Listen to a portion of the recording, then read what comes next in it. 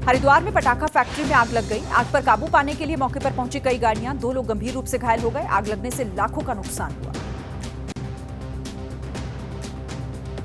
दिल्ली के गोकुलपुरी इलाके में चला दिल्ली विकास प्राधिकरण का बुलडोजर। डीडीए की टीम ने अवैध निर्माण को तोड़वा दिया। मौके पर भारी पुलिस बल तैनात रहा। दिल्ली के बाटला हाउस इलाके में ड्रोन से पुलिस कर रही है निगरानी। जिन घरों को तोड़ा जाना है उन घरों पर दिल्ली विकास प्राधिकरण की टीम ने चस्पा किए नोटिस। पुलिस बल तैनात।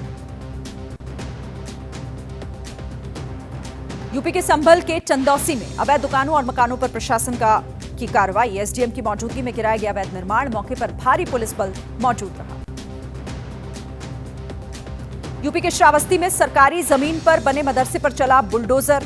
मदरसे को किया जमींदोज। बड़ी संख्या में पुलिस बल की तैनाती। मदरसा संचालक ने बिना नोटिस के कार्रवाई का लगाया आरोप। यूपी के वाराणसी में सड़क चौड़ीकरण के लिए चला प्रशासन का बुलडोजर। बुलडोजर कार्रवाई के तहत 40 से ज्यादा दुकानों को किया गया जमींदोज। महाराष्ट्र में हिंदी को लेकर एमएनएस का विरोध। एमएनएस कार्यकर्ताओं ने जलाई हिंदी की किताबें। क्लास 1 से क्लास 4 हिंदी किताबों की बिक्री पर विरोध जताया। लखनऊ में बिजली कटौती के विरोध में आम आदमी पार्टी का प्रदर्शन। स्वास्थ्य भवन चौराहे पर प्रदर्शन कर रहे कार्यकर्ताओं को पुलिस ने हिरासत में लिया। सरकार के खिलाफ कर रहे थे नारेबाजी। यूपी के पीलीभीत में बड़ी संख्या में पीएसी और पुलिस फोर्स ने खाली कराया समाजवादी पार्टी का ऑफिस। समाजवादी पार्टी के कार्यकर्ताओं ने जमकर हंगामा किया। पुलिस ने कई कार्यकर्ताओं को हिरासत में लिया। तमिलनाडु के मदुरई में केंद्र सरकार के खिलाफ डीएमके स्टूडेंट विंग ने खोला मोर्चा। केंद्र सरकार के किलाडी रिपोर्ट जारी नहीं करने पर प्रदर्शन। किलाडी में मिले पुरातात्विक अवशेषों की प्राचीनता पर केंद्र और तमिलनाडु सरकार में है विवाद। जम्मू कश्मीर के डोडा में आगामी प्रादेशिक सेना भर्ती के लिए प्री रिक्रूटमेंट ट्रेनिंग शुरू की गई। भारतीय सेना की 4 राष्ट्रीय राइफल्स दे रही है प्रशिक्षण। केदारनाथ के जंगल चट्टी इलाके में हुआ लैंडस्लाइड। केदारनाथ यात्रा मार्ग पर हुआ यह हादसा। हादसे में 2 की मौत, 3 घायल।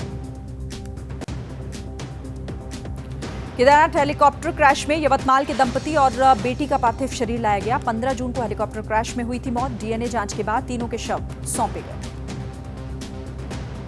3 जुलाई से शुरू हो रही अमरनाथ यात्रा में नहीं होगी हेलीकॉप्टर सर्विस। पूरे यात्रा मार्ग को घोषित किया गया no flying zone. Pahalgam Baltal मार्ग पर ड्रोन, गुब्बारों पर भी प्रतिबंध।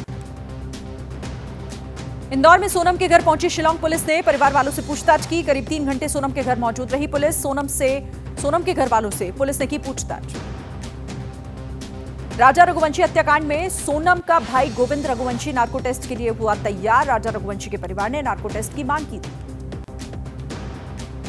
दिल्ली के स्कूलों में क्लासरूम निर्माण घोटाले को लेकर ईडी ने 37 जगहों पर की छापेमारी। ठेकेदार और क्लासरूम निर्माण करने वाली प्राइवेट कंपनियों के ठिकानों पर हुई raid. Bollywood actor Dino Morea को ईडी ने भेजा दूसरा समन। मीठी नदी सफाई घोटाला मामले में पहले भी डीनो को ईडी ने 4 घंटे से ज्यादा पूछताछ के लिए बुलाया था।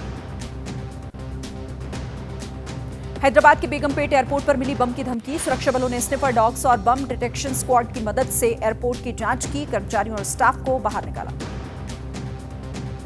यूपी के आगरा में दर्दनाक सड़क हादसा। तेज रफ्तार पिकअप वैन पलटी। हादसे में 4 लोगों की हुई मौत, 1 घायल।